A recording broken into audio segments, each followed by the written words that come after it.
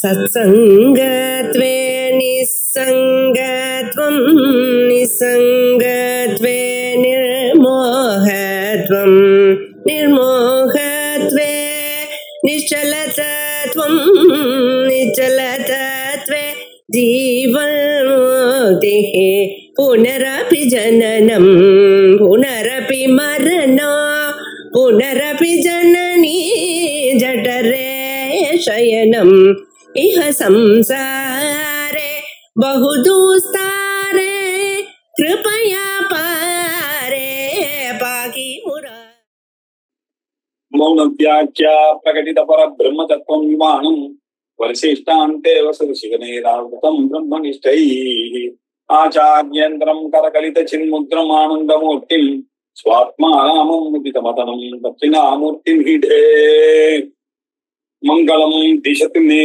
विनायकः मंगलम दिशतु मे सरस्वती मंगलम दिशतु मे महेश्वरी मंगलम दिशतु मे सदाशिवः चित्रं बड़तरोर्मूले वृद्धा शिष्या गुरुर्युवा गुरोस्तु मौनं व्याख्यानं शिष्यास्तु छिन्न संशय आचार्य पदे कृत दक्षिणामूर्ति स्तोत्रम பார்த்து கொண்டிருக்கிறோம்.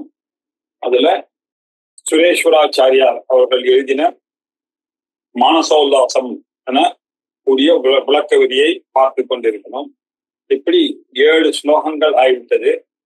7 உல்லாசமும் இதோட ஆயிட்டு பார்த்துட்டோம். இன்னைக்கு நாம பார்க்க வேண்டியது 8வது ஸ்லோகம்.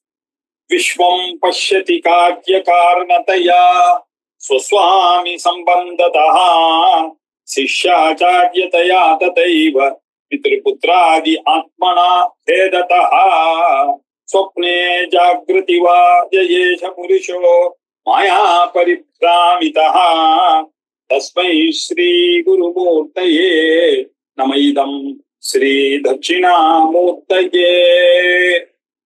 இதுவரைக்கும் 7 ஸ்லோகங்கள் பார்த்தோம். அதனுடைய ஜிஸ்ட் என்ன, ஞானஸ்வரூபமான ஆத்மா ஒண்ணுதான் உண்மையான பொருள் அப்படின்னு பார்த்தோம். 2வது பொருள் என்பது உண்மையிலேயே கிடையாது அப்படின்னு தீர்மானம் பண்ணோம். இப்போ எல்லாமே பொய்ன்னு சொன்னா இந்த பொய்யாக இருக்கக்கூடிய இந்த பிரபஞ்சத்துல எப்படி பந்தம், மோட்சம், சிஷ்யன், ஆச்சாரியன், சாஸ்திரம், அதனுடைய உபதேசம், இந்த பேதங்கள்லாம் எப்படி ஏற்பட்டது அப்படின்னு ஒரு சந்தேகம் இருக்க. அந்த கேள்விக்கு பதில் சொல்வதற்காக மாயா பரிபிராமிதா அப்படின்ற ஒரு ரொம்ப பீஜாட்சரமான ஒரு சொல் இல்லையா, அதை வைத்துக் கொண்டு இந்த மாயினாலதான் மோகத்தை அடைந்தவனாக இருக்கிறார்கள், அதனாலதான் இதெல்லாம் நடந்தது அப்படின்னு, எல்லாமே மாயை தான் அப்படின்னு சொல்றதுக்காக இத எழுதினார். யஹா ஏஷ புருஷா மாயா பரிபிராமிதா அப்படின்னாரு.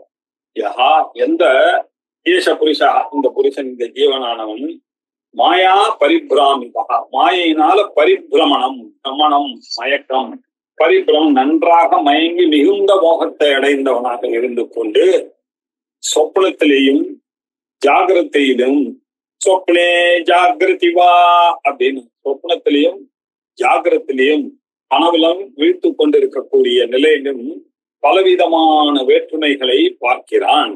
அது எப்படியெல்லாம் பார்க்கிறான்? காரிய காரணத்தையா, காரியம் காரணம் அப்படின்னு பிரிச்சு பார்க்கிறான். அதுக்கப்புறம் ஸ்வஸ்வாமி சம்பந்ததா உடைமை உடையவர், எஜமானன் விருத்தியன் அப்படின்ற சம்பந்தம் உள்ளதாக பார்க்கிறான். சில இடத்துல எப்படி பார்க்கிறான்? சிஷ்யன் ஆச்சாரியன் அப்படின்னு பார்க்கிறான்.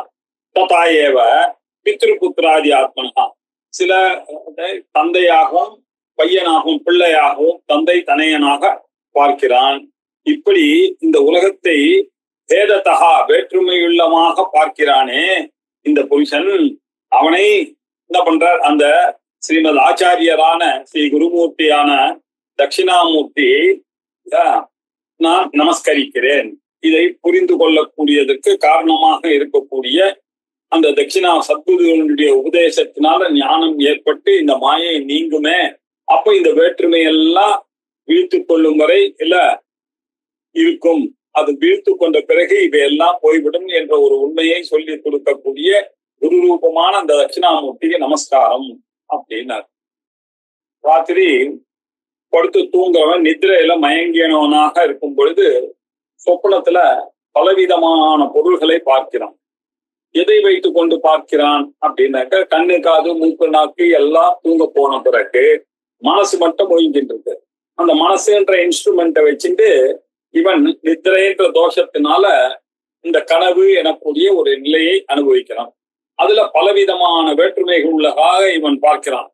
இவனுக்கு நல்லா தெரியறது, இந்த கனவுல வரக்கூடிய பொருள்கள் எதுவுமே உண்மையில் இல்லை, இவையெல்லாம் தோற்றம்தான் அப்படின்னு தெரியறது.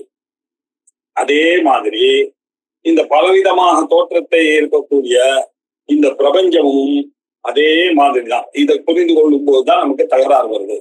இத பிரபஞ்சத்தை காரியம் என்றும் காரணம் என்றும் வேலைக்காரன் எஜமானன், சிஷ்யன் ஆச்சாரியன், தந்தை மகன் அப்படின்னு பலவிதமான பேதங்களோடு இந்த பிரபஞ்சத்தை பார்க்கிறான். இதுவும் வாஸ்தவம் இல்லப்பா, இது எல்லாம் இருக்கிறது ஒரு ஆத்மவஸ்து தான். அந்த ஒரு ஆத்மவஸ்து தான் மாயையினால பலவாறாக தோன்றுகிறது அப்படின்னு உபதேசம் பண்ணாரு. எல்லாம் பொய் என்றால் இந்த பொய்யான பிரபஞ்சத்துல உபனிஷத்தை கொண்டோம், குருவை கொண்டோம், அவருடைய உபதேசத்தை கொண்டோம் எப்படி சார் உண்மையான பிரம்மத்தை அறிந்து கொள்ள முடியும்? பொய்யான பிரபஞ்சம் எல்லாமே பொய், இருக்கிறது ஒண்ணுதான் சொன்னா, அப்ப இந்த பிரபஞ்சத்துல எதற்காக உபனிஷத் வந்தது, குரு வந்தார், அவருடைய உபதேசம் வந்தது எதுக்கு அப்படின்னு ஒரு கேள்வி வருதல்லையும். அப்படின்னாக்க அப்ப உண்மையை அறிந்து கொள்ளணும்னாக்க அதன் சாதனமும் உண்மையாதான் இருக்கணும்ன்றது அவசியம் இல்லை. எப்படி அப்படின்னாக்க, பாம்பானது கயிற்றுல பார்த்தான், வந்த உடனே பயந்தான், ஓடினான். அதுக்கப்புறம் கயிறுன்னு தெரிஞ்சது. கயிறுன்னு தெரிஞ்ச உடனே பாம்பு மறைஞ்சு போனா கூட இவனுக்கு வேத்து கொட்டுறது, அந்த நடுக்கம், பட்டு பட்டுன்னு அடிக்கிறது, பயம், இதெல்லாம் போகவே இல்லை. எப்படி பொய்யான ஒரு விஷயம் நிஜமான படபடப்பு, நிஜமான பயம், நிஜமான வியர்வையை வருதுன்ற இந்த எக்ஸாம்பிள்ல நம்ம ஒத்துக்கொள்கிறோம் இல்லையோ? அவன் ராத்திரி தென்னையில உட்காந்து தூங்கிட்டே இருந்தான். கனவுல ஒரு புலியானது தந்துட்டான். ஐயோன்னு பயந்து திண்ணையில இருந்து பொத்துன்னு கீழே வந்தான். கீழே வந்த உடனே உடம்புல அடிபட்டது, தலையில அடிபட்டது, டாக்டர் கிட்ட போயிட்டு வந்தான். இப்ப என்னாச்சு? பொய்யான கனவுல வந்த பொய்யான புலி உண்மையான ஒரு காயத்தை ஏற்படுத்துகிறதுன்றத நம்ம பார்க்கிறோம் உலகத்துல. இது உண்மைதானே? அப்படியே அந்த ஆர்கியூமெண்ட் நீ சொல்ற மாதிரி வச்சிருந்தா கூட பொய்யாக இருக்கக்கூடிய இந்த உலகத்துல குருவை தேடி அந்த உபனிஷத் மூலமாக ஆத்ம விசாரம் செய்தா அந்த பொய் நீங்க உண்மை பிரகாசிக்கிறதுன்னு சொல்லி ஒத்துக்கொள்வதில் உனக்கு என்ன தகராறு இருக்க போறது அப்படின்னு அதுக்கு பதில் சொல்ல வேண்டியது இருக்கா? ஆனா அதுக்குடைய காரணம் என்னன்றதை நான் சொல்றேன். ஈஸ்வரன் எப்படி எல்லாம் விளையாடுகிறான் மாயையை வைத்துக் கொண்டு அப்படின்ற விஷயத்தை அழகாக சொல்வதற்காக இந்த 8வது ஸ்லோகமானது வந்தது. எப்படி ஆரம்பிக்கிறார் முதல்ல இல்லையா? பிரகாஷ வ்யதிரேகேன பதார்த்தஹ கோபி நாஸ்தி சேத் பரமார்த்த உபதேசாந்தஹ வ்யவஹாரஹ் கதம் பவேத். முதல் ஸ்லோகம் 8வது உல்லாசம், மானச உல்லாசத்தினுடைய 8வது சாப்டர்னுடைய முதல் ஸ்லோகம். நீங்க என்ன சொல்றீங்க? உலகம் எல்லாம் ஒரே பிரகாச வஸ்து பிரம்மன் தான், அதை தவிர 2வது பதார்த்தம் இல்லை அப்படின்னு தானே சொன்னீங்க. என்ன சொன்னீங்க? நீங்க தான் சொன்னீங்க. பிரகாஷ வ்யதிரேகேன, இந்த பிரகாசத்தை தவிர இல்லையா, பதார்த்தா வேறு எல்லாம் தோற்றம் தான். உலகத்துல எந்த ஒரு விஸ்வம் தர்ப்பண திருஷ்யமான நகரி துல்லியம் அப்படின்னு பஷ்யன் ஆத்மனி மாயையா பகிரிவ, வெளியில இருக்க மாதிரி நீங்க எல்லாம் பாக்குறீங்க. அதனால பதார்த்தா கோபி நாஸ், எதுவும் கிடையாது. இருக்கிறது பிரம்மம் ஒண்ணுதான், பிரம்மத்தை தவிர எதுவுமே கிடையாது. நீங்க தானே சொன்னீங்க இது சேத். அப்படி நீங்க சொன்னது உண்மையாக இருக்கும் பட்சத்தில் பரமார்த்த உபதேசாந்தகா வியவஹாரா, அப்போ இந்த டே டு டே லைஃப்ல டீச்சிங்னு ஒண்ணு இருக்கு, உண்மையான அர்த்தம்னு ஒண்ணு இருக்கு, பரமார்த்தமான ஒரு விஷயம் இருக்கு. அது என்ன? அது பிரம்மத்தினுடைய சத்தியம், இந்த உலகத்தினுடைய பொய் உரைக்கக்கூடிய மகா வாக்கியங்கள்னால சொல்லக்கூடிய இந்த உபதேசாந்தகா, உபதேசம் வரைக்கும் எல்லாம் அதனுடைய உண்மையாக இருக்கும் தன்மை என்ன, அதை உபதேசிக்கக்கூடிய முறைகள் என்ன, இந்த விவகாரங்கள்லாம் எங்க நடந்தது, எல்லாம் உங்களுடைய விஞ்ஞானமய கோஷத்துல உலகத்துலதானே நடக்கிறது. இதெல்லாம் எப்படி சார் வரும்? கதம் போகத்து எப்படி நடக்கும்? எல்லாமே பொய்யன்னாக்க அப்ப அதுல எப்படி இந்த பிரம்மம் மாத்திரம் உண்மையா இருக்கும், அதனுடைய குரு மாத்திரம் ரொம்ப வசதியா இருப்பார், அவருடைய உபதேசம் மாத்திரம் எப்படி ஒரு உண்மையை உங்களுக்கு புலப்பட செய்யும் என்பது ஏன் நீங்க சொன்ன வார்த்தை பிரகாசம் வெதிரேகேன பதார்த்தா நாஸ்தி கோபி நாஸ்தி, எதுவுமே கிடையாதுன்னு சொன்னேன். அப்ப இதெல்லாம் எப்படி வந்தது? You owe me an explanation. இதுக்கு நீங்க பதில் சொல்லிதான் சொல்லணும். அப்போ இன்னொரு கேள்வி கேட்கிறேன். கஸ்ய பந்தஸ்ச மோக்ஷஸ்ச உத்யதே கேன ஹேதுனா மாயாயா லக்ஷணம் கிம் ஸ்யாத் இத்யேவம் பரிப்ருச்சதஹ. இந்த ஜீவனே ஒருத்தன் கிடையாது, இருக்கிறது பிரம்ம வஸ்து ஒண்ணுதான். அப்படி இருந்ததுன்னா இந்த பிரம்மத்தை இந்த ஜீவனுக்கு எங்கேருந்து சார் விடுதலை? அவன் என்னத்துக்கு படிச்சு அதுல இருந்து பந்தம் வந்தது? அந்த பந்தத்துல இருந்து அவன் விடுபடணும்னு நினைப்பானேன். அவ்வளவுதானே இருக்கு எல்லாமே இல்லையா? அவனுக்கு எதுக்கு எதனால அவனை பந்தம்னு சொல்றீங்க? எதுல இருந்து அவன் மோட்சம் விடுபடுவான்னு சொல்றீங்க? இந்த பந்தம் மோட்சம்னா அவனை எப்படி கட்டுப்படுத்துறது? கேன ஹேதுனா, எதனால கட்டுப்பட்டது அப்படின்னு கேட்கிறான். அதுக்கு என்ன பதில் நம்ம சொல்ல வேண்டியிருக்கு? மாயா பரிபிராமிதா, ஈஸ்வரன் அந்த மாயையை கையில வச்சுட்டுதான்பா இப்படி எல்லாம் பண்றான் அப்படின்னு. அப்படியா? அப்படின்னா அந்த மாயையை எனக்கு சொல்லு. பொய்யான அந்த மாயையினாலதானே இது வந்தது. மாயாயாக லட்சணம் கிம், அந்த மாயையினுடைய லட்சணம் எது? கிம் சியாத் இத்யேவம் பரிப்ருச்சதா, இப்படி கேட்கிறான் இல்லையா? இந்த கேள்வி இப்ப என்னாச்சு? பிரகாச வியதிரேகேன பதார்த்தா கோபி நாஸ்தி அப்படின்னு நீங்க சொன்னீங்கன்னா அப்ப இந்த குரு, இந்த சாஸ்திரம், இந்த உபதேசம்ன்ற விவகாரம்லாம் எப்படி சம்பவிக்கும்? சம்பவிக்காது. சரி, அப்ப ஜீவனே இருக்க மாட்டான். அப்படிப்பட்ட ஜீவனுக்கு பந்தம் என்ன, மோட்சம் என்ன, இதெல்லாம் எதனால வந்தது அப்படின்ற கேள்வி வருது. சப்போஸ் நீங்க சொல்லுவேளை ஆனால் இதெல்லாம் மாயையினால வந்ததுன்னு சொன்னா அந்த மாயையானது எப்படி இருக்கு? அதனுடைய டெபினிஷன் என்ன? மாயாக லட்சணம் கிம், மாயாயாக லட்சணம் கிம் சியாத், மாயையினுடைய லட்சணம் என்ன அப்படின்னு கேட்கிறான் இந்த கேள்வி இல்லையா? இப்படி இந்த கேள்வி எல்லாம் எல்லாருடைய மனசுலயும் உண்டு பண்றது இல்ல. இதெல்லாம் ஆச்சாரியால் யோசிச்சார். ஓஹோ, இந்த கேள்வி எல்லாத்துக்கும் மொத்தமா இந்த 8வது ஸ்லோகத்துல உனக்கு பதில சொல்லி பண்ணணும் அப்படின்னு. பிரஸ்னஸ்ய உத்தரம் பத்தும் பிரதிபத்தும் சுச்சேனச உக்தார்த்த சப்தபி ஸ்லோகைஹி புனః சம்க்ஷிப்ய கத்யதே. இந்த பந்தம், மோட்சம், மாயையினுடைய லட்சணம், எந்த பதார்த்தமும் இல்ல அப்படின்னு சொல்றதெல்லாம் இந்த 7 ஸ்லோகத்துல வேற வேற ஆங்கிள் நீங்க சொல்லியாச்சு சார் ஆல்ரெடி இல்லையா? அப்படியே இந்த கேள்வி கேட்கிறேன் நானு அப்படின்ற அர்த்தமானது. இருக்கும் அப்படின்னா என்ன அர்த்தம்? இந்த பிரஸ்னஸ்ய, இந்த கேள்வியினுடைய உத்தரம் வக்தும் பிரதிபத்தும், இதை பதிலும் சொல்லி ஆக வேண்டியதுதான். இதை உங்களுக்கு பதிப்பத்தும், அறிவுக்கு புலப்படும்படி சொல்லி ஆக வேண்டும். அது மட்டும் இல்ல, ஈஸியா நீங்க புரிஞ்சுக்கிற மாதிரியும் சொல்லணும். சுகேனச்ச. அதனாலதான் 7 ஸ்லோகத்துக்கு இதுக்கு உண்டான பதில நீங்க தேடி பார்த்தா உங்களுக்கு இன்டெலிஜென்டா இருந்தா கிடைத்து விடும். இருந்த போதிலும் 7வது ஸ்லோகமாகி 8வது உல்லாசத்துக்கு நான் வரும்போது இந்த கேள்வி கேட்கிறேன்னாக்க திரும்பியும் ஒரு தடவை உங்களுக்காக பௌன புண்ணிய சிரவணம் புரியா, இதுதான் நம்மளுடைய. திரும்பியும் இன்னொரு தடவை நான் சொல்லித்தரேன், இன்னொரு தடவை கேள்வி சரியாயிடும் இல்லையா?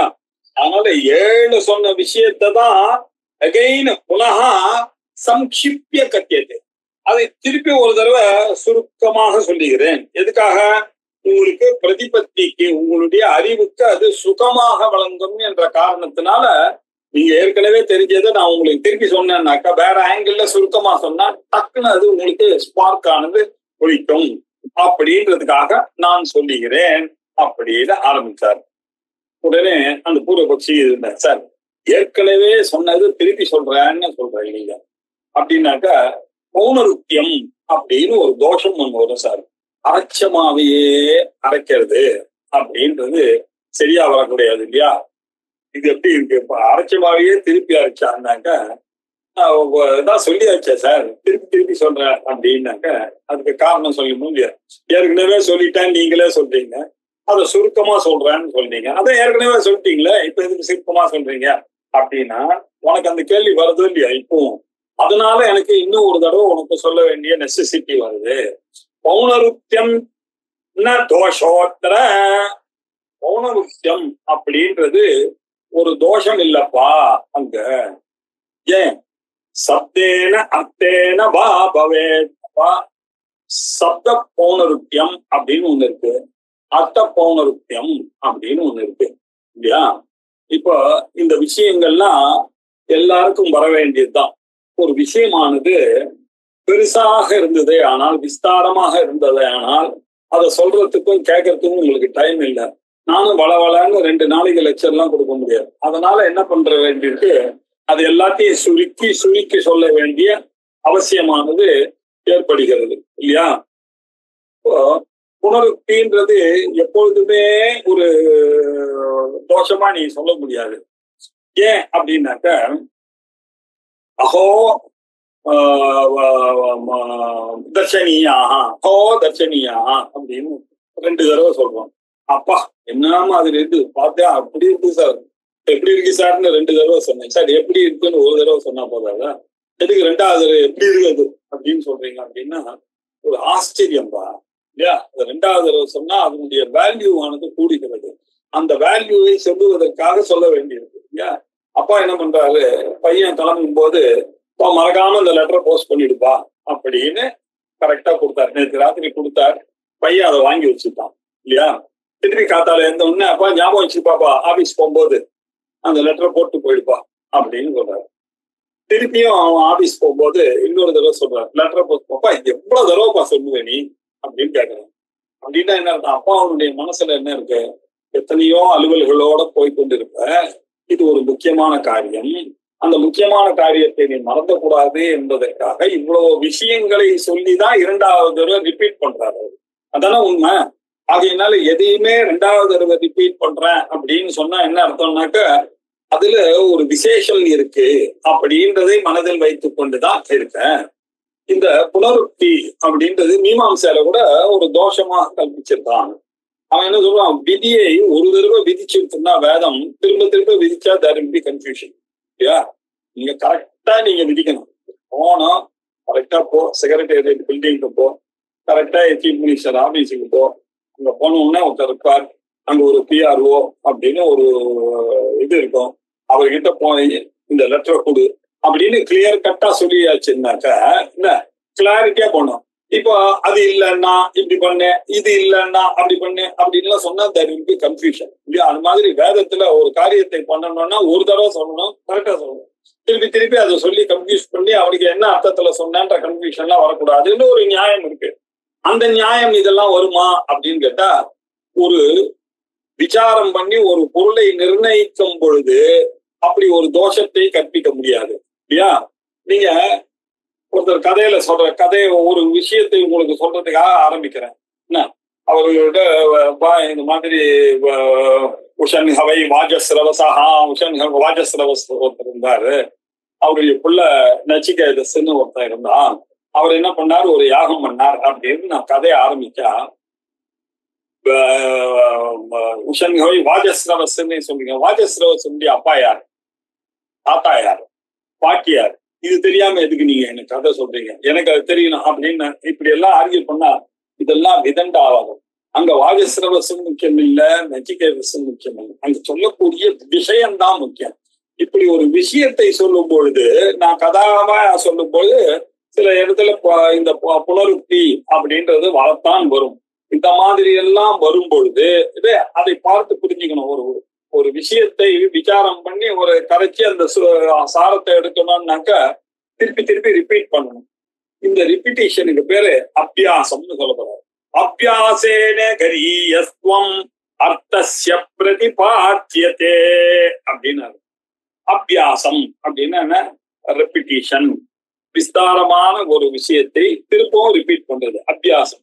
அபியாசம்ன்றது தோஷமாகுமா அப்படின்னு கேள்வி. அரைச்ச மாவையே அரைச்ச மாதிரி ஆகுமே அப்படின்னா அப்படி இல்லப்பா, இது அப்படி எடுத்துக்க கூடாது. தாற்பயம் என்ன அப்படின்றத நீ கவனிக்கணும் அப்படின்றதுக்காக தான் இது அபியாசம். அது பத்திரம் இல்ல, இந்த அபியாசம்ன்றது ஷட்வித தாத்பரிய லிங்கங்களால விசாரம் பண்ணி ஒரு வேதத்தினுடைய அர்த்தத்தினுடைய ஜூஸை நம்ம புரிஞ்சு எடுத்துக்கொள்ளணும் அப்படின்னாக்க உபக்கிரமத்துல என்ன சொல்லியிருக்கு, உபசம்ஹாரத்துல என்ன சொல்லியிருக்கு, அதனுடைய பலனை என்ன சொல்லியிருக்கு, பிரயோஜனம் என்ன அப்படின்னு சொல்லியிருக்கு. அதை சொல்லுவதற்கான அந்த நடுவுல அந்த கதையோ அந்த ஒரு அட்வர்டைஸ்மெண்ட்டோ பண்ணது அந்த அர்த்தவாதம் என்ன, அது மாத்திரம் இல்லை, இதுக்கு முன்னாடி சொன்னதை விட இதுல என்ன ஒரு அபூர்வம் இருக்கு இப்படின்றதை சொல்ற மாதிரி இதெல்லாம் மெஷரிங் ராடு கூட இருக்கா மாதிரி அபியாசம்ன்ற மெஷரிங் ராடும் ஒண்ணு இருக்கு. ஒரு லெக்சர்ல 2-3 தடவை ஒரு விஷயத்தை அவர் அபியாசத்துல சொல்லியாருனாக்கா நம்ம என்ன புரியுது, this is the most important thing, கரெக்ட்ஸ்ன்ற அர்த்தம். அதனால இந்த அபியாசம்ன்றது தோஷமாகாது. இன்ஃபேக்ட் அது ஒரு குணம் இல்லையா, அது ஒரு அழகான குணம். அது எதை காமிக்கிறது, பூயஸ்தம், அந்த சிரேஷ்டத்துவம், அந்த சிரேஷ்டத்துவம், அந்த விஷயத்தினுடைய மதிப்பை அது கூட்டுகிறதா மாதிரி இருக்குமே தவிர அபியாசம்ன்றது அப்படி ஜஸ்ட் லைக் தட் அப்படி தோஷம்னு நீ கற்பிக்காத. இவ்வளவு விஷயங்கள் அபியாசேன கரியஸ்தம், அதனுடைய கிரேட்னஸ், அதனுடைய கிரேட்னஸ் ஆஃப் தி டாபிக்கை சொல்கிறதுன்ற அர்த்தம். இந்த அர்த்தத்தை தான் பிரதிபாத்தியதே, இந்த விஷயத்துலதான் இப்படி ரிவீல் பண்றது இந்த ஸ்லோகமானதுன்னு புரிஞ்சுக்க. ஆச்சாரியார் ஏற்கனவே சொன்னதையே திரும்பி சொன்னாருன்னா சொல்றது தப்புப்பா. ஆச்சாரியார் என்ன பண்றாரு, அவர் கருணையோட உங்களுக்கு இன்னொரு தடவை சொன்னா ஆதரவோட சொல்லணும். கருணையோட சொன்னா இவன் அதை ஏற்றுக்கொள்வான்.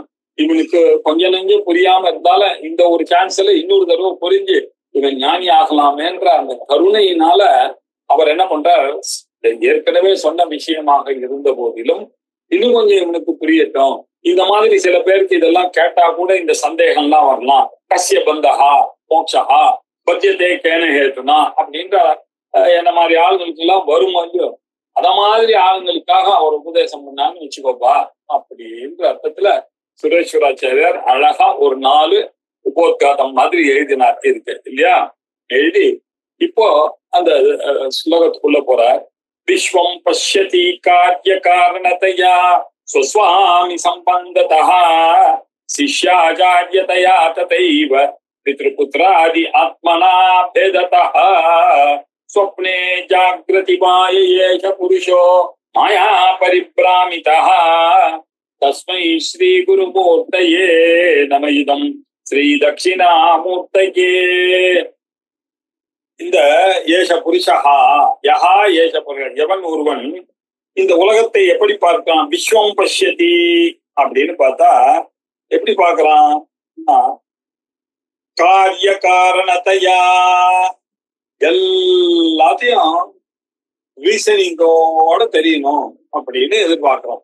எல்லாத்துக்கும் ஒரு காரியம் வேணும், ஒரு காரணம் வேணும் அவனுக்கு இல்லையா. எதுவா இருந்தாலும் அவனுக்கு காரணம் தெரியணும், காரியம் தெரியணும் அப்படின்றதுல ஒரு ஆசை. இது எதனால வந்தது, இது எப்படி வந்தது அப்படின்றதெல்லாம் அவனுக்கு தெரியணும் அப்படின்றது ஒரு பசி போச்சுன்னாக்கா சாப்பிட்டா பசி போகுது. சோ சாப்பிடுறதுக்கு காரணம் என்ன, பசி அப்படின்னு எல்லாத்தையும் இந்த காரிய காரணம் அனாலிசிஸ். ஆத்துல மாமி பண்ணா கத்திரிக்காய் வாங்கினுண்டா என்ன உடனே என்ன ஒரு காரணம், இன்னைக்கு ஏன் இன்னைக்கு கத்திரிக்காய் கறி ஆத்துல பண்ண அப்படின்னு நீங்க கேட்டு பாருங்க. சும்மா கேட்டா என்ன சொல்லுவா, வாங்கி 2 நாள் 3 நாள் ஆயிடுச்சு, நாளை வரைக்கும் இது தாங்காது, அதனால இன்னைக்கு கேட்டு அதுக்கு ஒரு ரீசன். சரி, இன்னைக்கு ஏன் தொகையல் பண்ணாம கூட்டு பண்ணாம கறி பண்ணேன், போன வாரம் தானே நான் கூட்டு பண்ணேன், அதனால திருப்பி அதே கூட்டு பண்ணிட்டு இருந்தோமா. அதனால இப்படி எது எடுத்தாலும் ஒரு ரீசனிங். நாளைக்கு பார்க்கலாமா, எங்க எப்போ, என்ன சார் நாளைக்கு பார்க்கலாமான்னு கேட்டு இருக்கீங்க, எங்க பார்க்கலாம் எப்போ பார்க்கலாம் அது சொல்லுங்க அப்படின்னு எல்லாத்துக்கும் ஒரு ரீசனிங். இப்படி காரிய காரணத்தையா தான் உலகத்தை நாம பார்த்து கொண்டிருக்கிறோம், விவகாரம் பண்ணி கொண்டிருக்கிறோம்ன்ற அர்த்தம். இத சரி, இது எல்லாத்துக்கும் பொருந்தது. இதை விட சில கேஸ் குறைவா இருக்கு. அது என்ன, ஸ்வஸ்வாமி சம்பந்ததா. சில சமயத்துல இருந்து அதுக்கும் எனக்கும் என்ன சம்பந்தம் அப்படின்னு, உடையவருக்கும் உடைமைக்கும் இருக்கக்கூடிய சம்பந்தமாக சில பொருள்களை எல்லாம் என்னுடைய வீடு, இத பெருசா காரிய காரணத்தையான்ற ஒரு பெரிய விவகாரம். அதை விட கொஞ்சம் குறைச்சலாக நம்ம இது என் வீடு, இது என்னுடைய எனக்கு சேர்ந்தது, நான் தான் இந்த வீட்டுக்கு தலைவன், அந்த வீட்டுக்கு தான் இவருடைய தலைவன், எல்லா வீட்டுக்கும் தலைவன் இல்லை. சோ இந்த டோட்டல் கான்செப்ட்ல இருந்து கொஞ்சம் லெசர் கான்செப்ட்ல இப்படி திங்க் பண்றான். சரி, சுவாமி சம்பந்தத்தா, தனக்கும் தன்னுடைய சுவாமி எஜமானுக்கு இருக்கக்கூடிய சம்பந்தமாக, பிரித்தியனுக்கும் எஜமானுக்கும் இருக்கக்கூடிய சம்பந்தம் மாதிரி காணப்படுகிறது. அதை விட குறைச்சலா ரொம்ப ரேரு சிஷ்யாச்சாரிய சம்பந்தம். இவன் சிஷ்யனாகவும் அவன் ஆச்சாரியாகவும் இருந்து கொண்டு இப்படி எல்லாம் பண்றான். அதோட கம்பேர் பண்ணா இப்படி ஒரு பேதமானது உலகத்துல காணப்படுகிறது இல்ல. கொஞ்சம் பேர் எப்ப பார்த்தாலும் கிளாஸுக்கு போயிட்டே இருக்கான், எப்ப பார்த்தாலும் இல்லையா. எல்லாரும் ஜாலியா என்ஜாய் பண்றான், சினிமாவுக்கு போறான், கச்சேரிக்கு போறான், பஜனைக்கு போறான், எல்லாம் போறான்னு. சில பேர் இங்க கிளாஸுக்கு போயிட்டு இருக்காங்க. இப்படி சிஷ்யாச்சாரியத்தையா இப்படி ஒரு பேதத்தை லோகத்துல பாக்குறோம். ததா இதே மாதிரியே சில பேர் என்ன பண்றான், அதோட கொஞ்சம் வீட்டுக்குள்ள வந்தீங்கன்னு வச்சுக்கோ, பித்ருபுத்திராதி சம்பந்தம். யாரு? ராமனுக்கு தசரதர் அப்பா, தசரதருக்கு ராமர் யாரு? பிள்ளை. லவகுச்சாலுக்கு ராமர் அப்பா. என்ன சார் சொல்றீங்க, ராமன் பிள்ளையா அப்பாவா? ஏதாவது ஒண்ணு சொல்லுங்க சார். நீங்க என்ன சார் ராமாயணம் கேட்டா தசரதனுடைய பிள்ளை ராமர்ன்றீங்க, கேட்டா லவகுச்சனுடைய அப்பான் அவர் அப்பாவா பிள்ளை எப்படி யாராவது கேட்பானோ இல்லையா? அப்படின்னா என்ன அர்த்தம்? இந்த ஆங்கிள் பார்த்தா அப்பா, அந்த ஆங்கிள் பார்த்தா இல்லப்பா, இப்படிதான் சொல்றேன். இப்படிப்பட்ட ஒரு சம்பந்தங்கள்லாம் லோகத்துல நம்ம பாக்குறோம் இல்லையா. ஒரே பெண்ணுதான், இவ என்ன பண்றா, இவளே மாட்டு பொண்ணா இருக்கா இல்லையா, இவளே இன்னொருத்தருக்கு ஓர்படியா இருக்கா, இவளே இன்னொருத்தருக்கு நாத்தனாரா இருக்கா, இல்ல ஒரே வியக்தி தான் இல்லையா, வேற வேற மாதிரி ரோல் பிளே பண்ண வேண்டியிருக்கு. இப்படிப்பட்ட சம்பந்தங்கள் நாம பார்க்கிறோமே, உலகத்துல காண்றோமே, ஒரு வீட்டுல நம்ம இதெல்லாம் பாக்குறோமே. இப்படிப்பட்ட பேதங்களாகத்தானே இவங்கள் புரிகிறார்கள். அது மட்டும் இல்ல, சொப்னே ஜாகிரதிவா, சில சமயத்துல சொப்னத்துல பாக்குறான், சில சமயத்துல ஜாகிரத்துல பார்த்துட்டு இருக்கான். என்ன சார் இவ்வளோ பேதங்கள் இருக்கு இந்த உலகத்துல? சொப்னன்றான், ஜாகிரத்துன்றான், காரிய காரண பாவன்றான், சுவாமி சம்பந்தம்ன்றான், சிஷ்யாச்சாரிய சம்பந்தம்ன்றான், பித்ருபுத்திராதி சம்பந்தம், எப்படி எல்லாம் கனெக்ட் பண்ணி இந்த உலகத்துல எவ்வளவு விஷயங்களை பேதங்களை பார்க்கலாம். நீங்க என்னடான்னா டக்குன்னு சொல்லிவிட்டீங்க, இருக்கிறது ஒரு ஆத்மா, பாக்கி எதுவுமே இல்லைன்னு. இவ்வளோ விஷயங்கள் இருக்கு. எதனால வந்தது? அப்படி கேளு. மாயா பரிபிராமிதா. ஏன் அப்படி அப்படின்னு கேட்டா, இதெல்லாம் மாயினால வந்ததுப்பா. இந்த மாயைன்னு கூடிய இந்த மனித சத்துவமானது இல்லையா, சத்துவ பிரதானமா இருக்கக்கூடிய இந்த மாயை என்ன தெரியுமா பண்ணிட்டு, சத்துவ குணத்தை டெயிண்ட் பண்ணிட்டுப்பா. அதனால இந்த மாயை கையில எடுத்துட்டாரு ஈஸ்வரன். அப்படி எடுத்துட்டு நம்மளெல்லாம் ஜீவாத்மாவா ஆக்கி இப்படிப்பட்ட டிஃபரன்ஸ் எல்லாம் எடுத்துன்னு வந்து உள்ள போட்டாருப்பா. இந்த விஷயங்கள்லாம் நீ தெரிந்து கொள்ள வேணும்பா அப்படின்னு இந்த விஷயங்கள்லாம் நான் மானச உல்லாசத்துல இன்னும் கிளியரா எக்ஸ்பிளைன் பண்ணாம்பா அப்படின்னு சொல்லி இப்படி புரிய வைத்து அந்த குருமூர்த்தியாக இருக்கக்கூடிய அந்த தட்சிணாமூர்த்தி இந்த மாயையிலிருந்து தப்பிக்கிறதுக்கு மாயையிலேயே எனக்கு வழி சொல்லி கொடுக்கக்கூடிய அந்த தட்சிணாமூர்த்திக்கு என்னுடைய நமஸ்காரங்கள் அப்படின்னு சொல்லி இந்த ஸ்லோகத்துக்கு விஸ்வம் பஷ்யதி காரிய காரணத்தையான்ற 8வது ஸ்லோகத்துக்கு உண்டான வியாக்கியானத்தை இந்த பூர்வ பீடிகையெல்லாம் சொல்லிட்டு ஆரம்பிக்கிறார். ஸ்வயம் பிரகாஷே சத்ரூபே அபி ஏகஸ்மின் பரமேஸ்வரே காரிய காரண சம்பந்தாத் அநேகவித கல்பனா. நீங்க முதல்ல கேட்ட கேள்வி என்ன? ஸ்வப்பிரகாஷ்ய வதிரேகேன பதார்த்தா கோபி நாஸ்தி. சுப்பிரகாசமாக இருக்கக்கூடிய அந்த ஆத்மாவை தவிர, இப்போ அதே வார்த்தையை நான் பிடிச்சிருந்து ஆரம்பிக்கிறேன் பதில. ஸ்வப்பிரகாசம்னு எப்ப சொன்னையோ அப்ப என்னாச்சு? தனக்குத்தானே அது பிரகாசிக்கிறது. ரைட்டா? ஒத்துங்கயா? சொப்பிரகாசம் அது இருக்கிறது, அது ஒண்ணுதான். அது என்ன? சத்ரூபமாக இருக்கு. அது இல்லாத இடமே கிடையாது. சத்ரூபமா காலேன அனவச்சின்னம். அது காலத்தினால பாதமே வரா. திருக்கால அபாத்தியமாக இருந்து கொண்டு சத்ரூபமாக இருந்து கொண்ட போதிலும் ஏகஸ்மின் ஒரே ஒரு பரமேஸ்வரனாக அந்த ஆத்மா இருந்து கொண்டிருந்த போதிலும் அது இப்ப எப்படி இருக்கு அப்படின்னா, காரிய காரண சம்பந்தாது, காரிய காரண சம்பந்தங்கள் அப்படின்னு ஒண்ணு. எது எடுத்தாலும் லாஜிக். இது அதனுடைய காரணமா இருக்கு, இது அதனுடைய காரியமாக. எல்லாத்துக்கும் லாஜிக்கல் ரீசனிங் இல்லையா? இந்த ரீசனிங் இல்லாம இல்லவே இல்லை. எல்லாத்துலயும் உலகத்துல நாம ஈடுபட்டு கொண்டிருக்கக்கூடிய விவகாரங்கள் அனைத்துமே காரிய காரண சம்பந்தமாகத்தான் அநேக வித கல்பனையோட கூடினதாக இருக்கிறது. அநேக வித கல்பனை, எத்தனையோ கல்பனைகள், எத்தனையோ டிஃபரன்ஸ். சித்திரபுத்திராதி ஆத்மனஹா, சிஷ்யாச்சாரியதையா, சுவாமி சம்பந்ததா, இப்படி அநேக விதமாக இந்த உலகத்துல இந்த பொருள்கள் எல்லாம் இருக்கிறதை நாம பார்க்கிறோம்.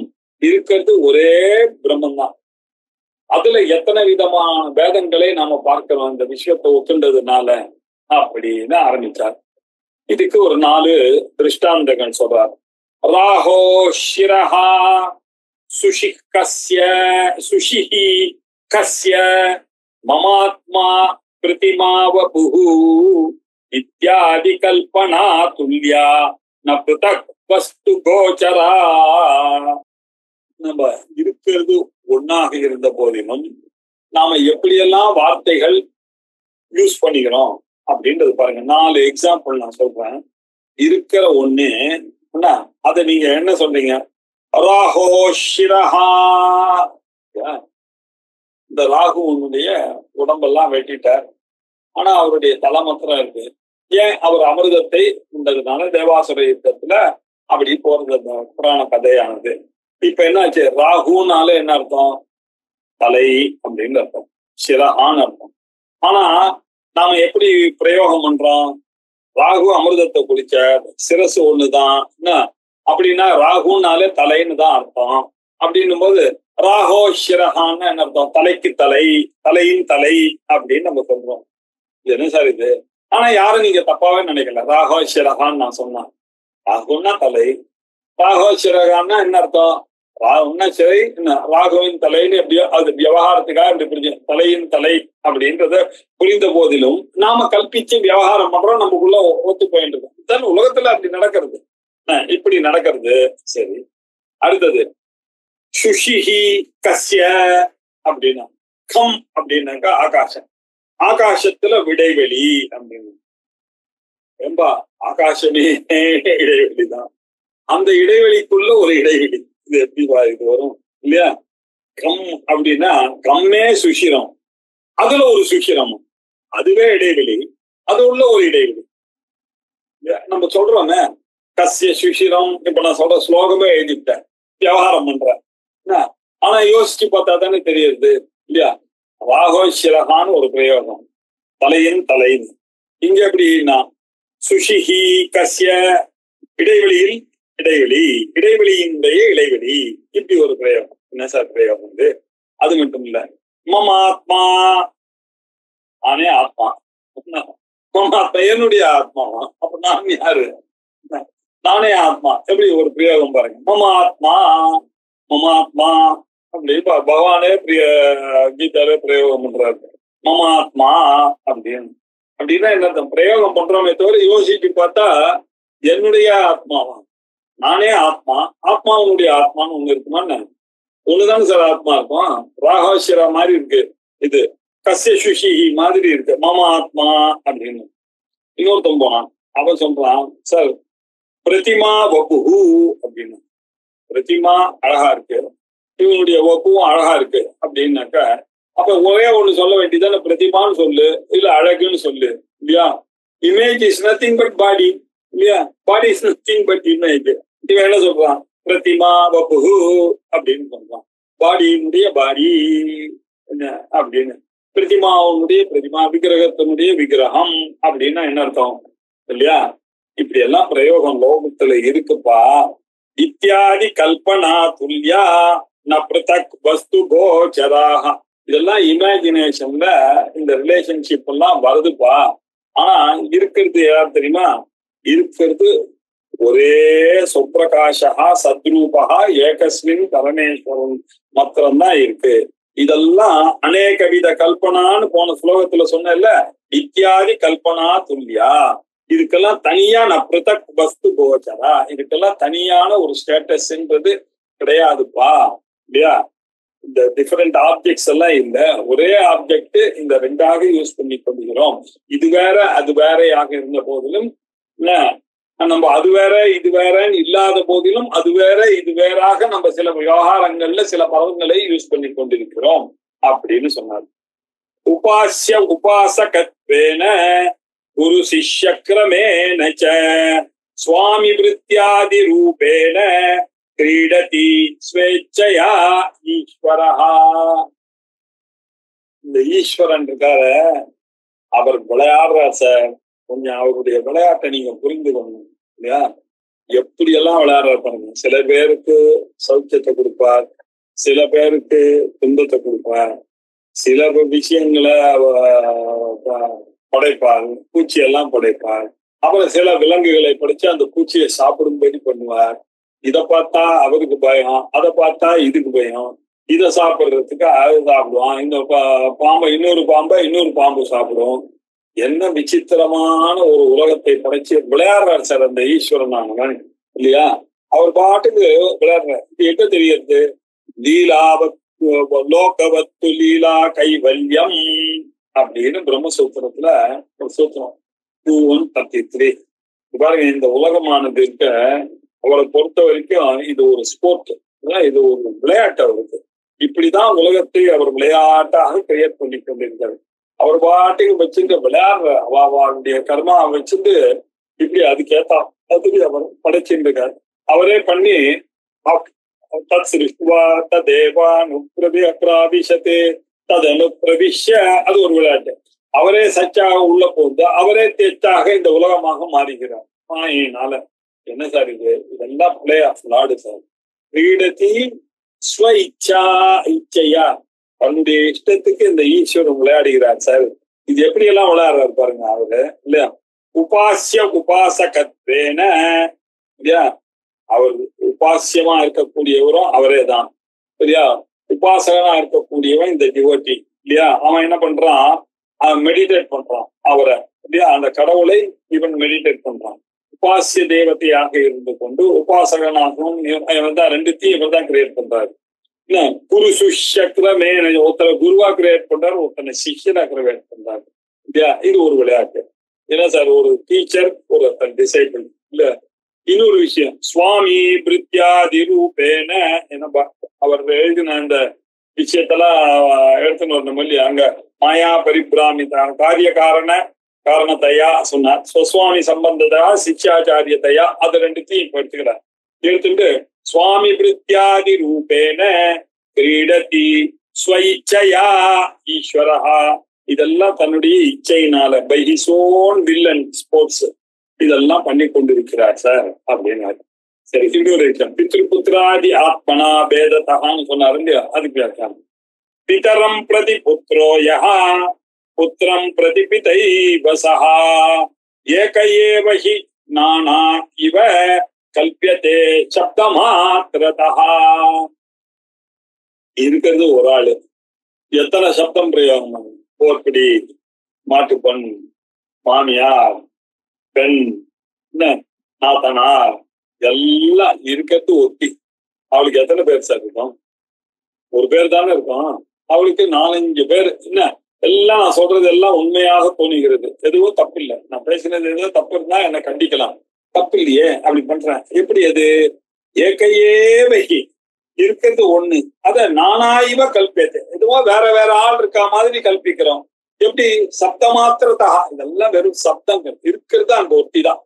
இருக்கிறது ராமர் ஒருத்தர் தான் இல்லையா?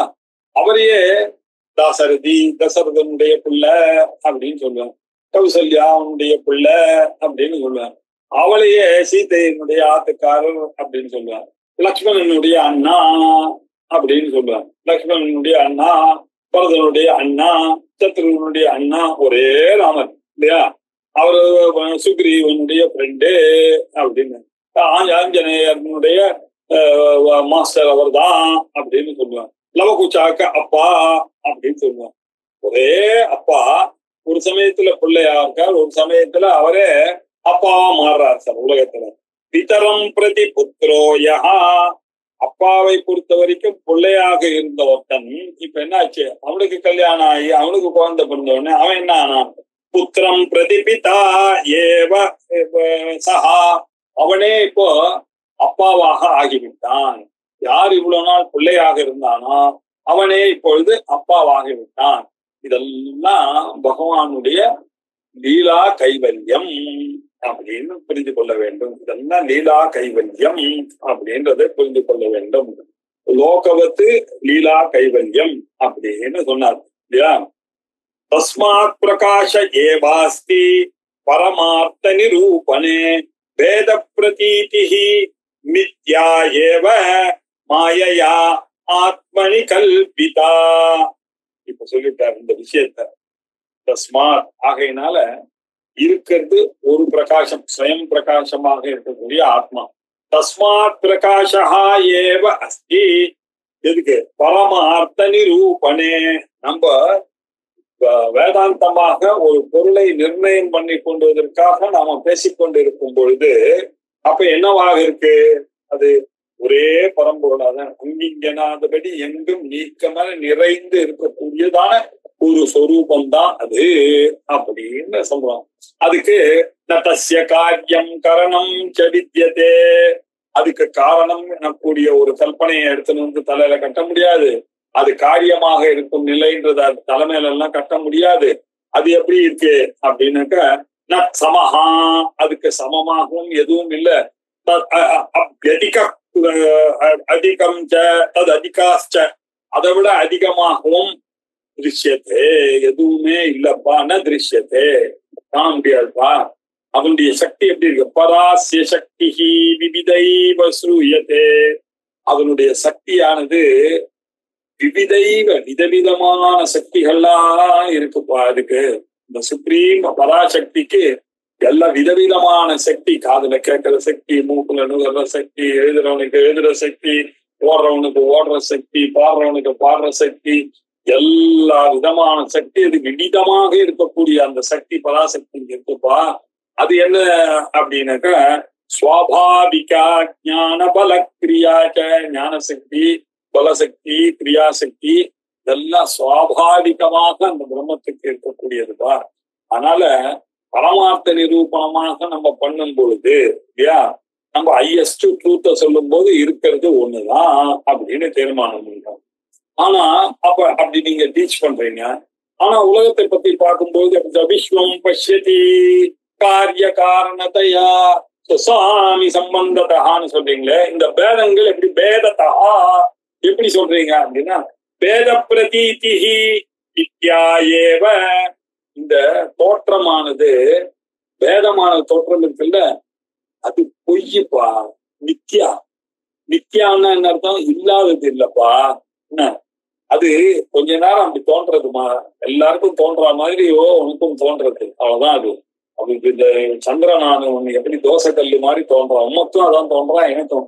ஆனா உமக்கும் தெரியும், எனக்கும் தெரியும் இல்லையா? அர்த்தத்தை நிர்ணயம் பண்ணும் பொழுது அது வேற, இது வேற இல்லையா? நானும் நீங்களும் பேசிட்டு இருக்கோம், உலகம் உருண்டான்னு சொன்னா நம்ம ஒத்துக்கொண்டுருவோம்.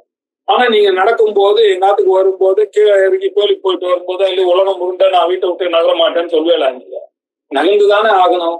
அறிவுனால நிர்ணயம் பண்ணக்கூடியது வேற, நம்ம விவகாரத்துல பார்க்கக்கூடிய டிஃபரன்சஸ் வேற. அந்த டிஃபரன்சஸ் எல்லாம் பிரதி பார்க்கறது உண்மைதான். ஆனா எனக்கு தெரியும் அது நித்யா ஏவ, அது பொய்யப்பா, தோற்றம். அது எப்படி வந்தது? மாயையா ஆத்மனி கல்பிதா. அது இந்த மாயையினால, அந்த இல்யூஷன்னால அது என்ன தெரியுமா பண்ண, அந்த ஆத்மாவுக்கு அப்படி வந்துச்சு. இந்த ஆத்மாவில் அந்த இல்யூஷன் ஆனது போய் மாயையினால இப்படி ஒரு தோற்றத்தை ஏற்படுத்தி எல்லாமே இந்த உலகத்துல மாறிக்கொண்டே வேற்றுமையுடன் கூடினதாக தோணுகிறது. இருக்கிற ஒரு அத்வைதத்தை அப்படி பலவாக பார்த்து எல்லாம் பலவாகத்தான் துவைதமாகத்தான் இந்த உலகமே இருக்கு தீர்மானமே பண்ண வேண்டிய நிலைமைக்கு வந்துட்டான் இல்லையா? ஏன்? இதான் மாயம். தான் சார் மாயம். மாயான்னா என்ன அர்த்தம் சார் அப்படின்னு ஒரு கேள்வி இருக்கு. இல்லவே இல்லைன்ற அர்த்தமா? இல்லையா? இல்ல நம்ம எவ்வளவு சச்சேத் பாத்தியது, அது சத்தாக இருந்தால் எந்த காலத்திலையும் பாதிக்க கூடாது, அசத்தாக இருந்தால் எந்த காலத்திலையும் தோணக்கூடாது. இந்த உலகமானது எப்படி தோணுகிறது, இந்த வேதங்கள்லாம் எப்படி தோணுகிறது. ஆனா நிர்ணயம் பண்ணோம்னா அது காணாம போகிறது. இப்படி இருக்கக்கூடிய விஷயங்களுக்கு பேர் என்ன? நித்யா அப்படின்னு பேரு. நித்யாத்வம் நாம பாத்தியத்துவம் சம்யக் ஞானோதயே சதி. அதான் முக்கியம். சிஷ்யாச்சாரிய உபதேசாதி ஸ்வப்னவத் பிரதிபாசதே. இல்யூஷன் அப்படின்னாக்க என்ன சார் அர்த்தம்? வித்யா அப்படின்னு என்ன அர்த்தம்? பாத்தியத்துவம். ஒரு நாள் that will be dispelled, liable to be dispelled அப்படின்னு நீங்க வச்சுக்கணும். ஒரு நாள் பின்னாடி பாதிக்க போகிறது. இப்போ அது உண்மை மாதிரி தோணுகிறது, ஆனால் அது அறிவுனால பின்னாடி பாதிக்கப்பட போகிறது அப்படின்ற விஷயத்துக்கு தான் நம்ம மித்யான்னு சொல்றோம். மித்யான்னா இல்லவே இல்லைன்னு இல்லையா, சாப்பிட்டியே சாப்பிடுறது பொய்யா, அப்போ பசி போனது பொய்யான்னா நான் இல்லைன்னு சொல்லவே இல்லையா. இது அனலைஸ் பண்ணா தாங்காதுப்பா. இது சந்திரன் நீ சண்டை போட்டுட்டே இருக்கணும். என்னதான் சொன்னாலும் ரவுண்டு தான். நான் சொல்றேன் தோசைகள் மாதிரி தான் இருக்கு, நீங்களும் அதையே தான் சொல்லிட்டு. அப்ப நம்ம ரெண்டு பேருமே இல்லாத ஒரு பொருளுக்கு சண்டை போட்டு இருக்கோம். உண்மை என்ன உனக்கும் தெரியும் எனக்கும் தெரியும். சந்திரன் உள்ள சந்திர மண்டலமே இருக்கு, அதுல போய் ராக்கெட்டே இறக்கலாம்னு தெரியுமா தெரியாதா? அதே மாதிரிதான் இந்த உலகத்துல இருக்கக்கூடியப்பா. மித்யா அப்படின்னா என்ன அர்த்தம்? அறிவுனால அது பாதிக்கப்படும்பா. நிச்சயமா யோசிச்சு பார்த்தா அது நிக்காது. எப்போ நிக்காது? சம்யக் ஞானோதயே சதி. உங்களுக்கு அறிவு வர வரைக்கும் அந்த பொய்யானது உண்மை மாதிரியே காணப்படும். அந்த உண்மையான அறிவு வென்று விட்டதானால் அந்த பொய்யானது மறைந்து விடும்பா. உண்மையானது என்னைக்குமே மறையாதுப்பா. இது எப்படி? சிஷ்யாச்சாரிய உபதேசானி. இந்த டீச்சிங்கு, இந்த ஆச்சாரியனுடைய உபதேசம், இது எல்லாமே எங்க நடக்கிறது? இந்த பிரபஞ்சத்துலதான் நடக்கிறது. இதெல்லாம் அவர் எது வரைக்கும் சொல்லித்தரார்? உங்களை எடுத்துன்னு வந்து அந்த பிரம்மத்தை உணர்வ வைக்கணும் தான் சொல்றார். அதுக்கப்புறம் அந்த பேதங்கள் எல்லாம் போயிருக்கு. எல்லாம் நீங்களே பிரம்மம் ஆனோடனே அது எங்கேருந்து அங்க சிஷ்யன் ஆச்சாரியங்களுடைய பேதம் என்ன, கடவுள்ன்ற பேதம் என்ன, பக்தன்ற பேதம் என்ன, எல்லா பேதமும் போய் இருக்கிறது ஒன்றாக மாறக்கூடிய நிலை. அப்ப இந்த உலகத்துல இருக்கக்கூடியது எல்லாமே இன்க்ளூடிங் த டீச்சிங் எல்லாமே ஸ்வப்னவத் பிரதிபாசதே. இதெல்லாம் all these things are here only ஒரு கனவு போல, ட்ரீமாக தான் இருக்கிறது அப்படின்னு சொல்றாங்க. மித்யோபூதோபி வேதாந்தா சத்யமர்த்தம் பிரபோதயே தேவதா பிரதிமா வச்ச சித்திரவத் பிரதிபிம்பவத். சார் மித்யாபூதம்னு சொல்றீங்க, அப்ப வேதாந்தமும் மித்யாபூதம் தானே. மித்தியான ஒரு உலகத்துல மித்தியான ஒரு குரு, மித்தியான ஒரு வேத புக்கை வச்சுட்டு, மித்தியான ஒரு உபநிஷத்தை வச்சுக்கொண்டு எப்படி சார் சத்தியமான அந்த பிரம்மத்தை எனக்கு போதிப்பார்? இது நடக்காதே சார் அப்படின்னு சொன்னார் இல்லையா? எப்படி சார் இது வராதே அப்படின்னு சொன்னா அதுக்கு காரணம் சொல்ல போறார். இல்லப்பா, அது அன்றியலாக இருந்தாலும் ரியலாக இருக்கும். அதுக்கு ஏதாவது எக்ஸாம்பிள் இருக்கா சார்? இருக்கு. தேவதா பிரதிமா வச்ச சித்திரவத்து பிரதிபிம்பவத்து அப்படின்னு சொன்னார். இப்ப பாருங்க, ஒரு தேவதை இருக்கு. அந்த தேவதையை நம்ம எல்லாரும் இல்ல உபாசிக்கிறோம். அதை எங்க உபாசிக்கிறோம்? ஒரு பிரதிமையில, வரலட்சுமியில அந்த முகத்துல வைக்கிறோம். ஆத்துல சாலி கிராமத்துல பண்றோம். வீட்டுல பானலிங்கத்துல அந்த தேவதையை நம்ம வர்ஷிப் பண்றோம். ஆனா இல்லையா, அவர் என்ன பண்றாரு? தேவதா பிரதிமா வச்ச. அது ஆனா நாம பண்றது பலன் இருக்கிறதா இல்லையா? நிச்சயமா இருக்கிறது நம்ம பார்க்கணும். அதனால தானே வி கண்டினியூ டு வர்ஷிப். நல்லா இருக்கும், நல்லா மனசு இருக்கு, மனசுல சந்தோஷம் இருக்கு, வீட்டுல அமைதி இருக்கு, இப்படி எல்லாம் நமக்கு நிறைய வரங்கள்லாம் கிடைக்கிறது. ஆகையினாலதானே அப்படி பண்ணி கொண்டிருக்கிறோம் இல்லையா? ஒரு டயட்டிய அங்க உண்மையிலேயே அங்க சிவன் இருக்காரா பானலிங்கத்துல? நான் அதை பக்தி பூர்வமாக எடுத்துன்னு அவர் அங்க உட்கார வச்சு ஆவாகயாமி பாத்தியம் சமர்ப்பயாமி அர்க்கியம் சமர்ப்பயாமி ஆச்சமணியம் சமர்ப்பயாமி ஔபச்சாரிக ஸ்நானம் சமர்ப்பயாமி கந்தாந்தாரியாமி எல்லாத்தையும் பண்ணி ஹரித்ரா குங்குமம் சமர்ப்பயாமி அக்ஷதான் சமர்ப்பயாமி சொல்லி புஷ்பமாலாம் சமர்ப்பயாமி புஷ்ப பூஜையாமி தூமம் கல்பயாமி தீபம் தர்சயாமி எல்லாம் பண்ற கற்பூர நீராஜனம் தர்சயாமி சொல்லி புஷ்பாஞ்சலி மந்திர புஷ்பம் சமர்ப்பயாமி சொல்லி பிரதட்சணை பண்ணி எல்லாத்தையும் வாங்கிக்கிறேன் சார் இல்லையா? இல்லாத பகவான் இங்க இருக்கக்கூடியதான ஒரு வரத்தை எனக்கு தருகிறாரே, இந்த லோகத்துல வச்சு பாருங்க இப்போ இல்லையா, தத்து கொண்டிருக்கிறாரு. அது மட்டும் இல்ல, சித்திரவத்து ஒரு படத்துல டைகர் இருக்கு இல்லையா, அந்த டைகர் ஆனது அங்க குழந்தை காமிச்சா பயப்படுறது புலி அப்படின்னு.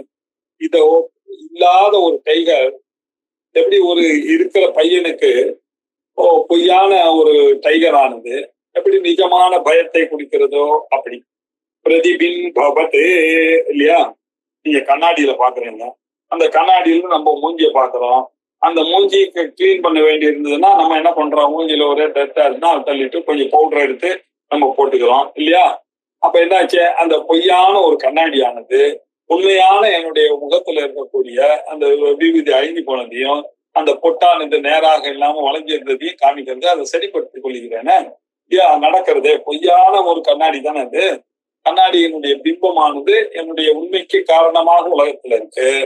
படத்துல இருக்கக்கூடிய பொய்யான புலி என் பையனுக்கு பேரனுக்கு பயத்தை கொடுப்பதற்கு காரணமாக இருக்கக்கூடியதா இருக்கு.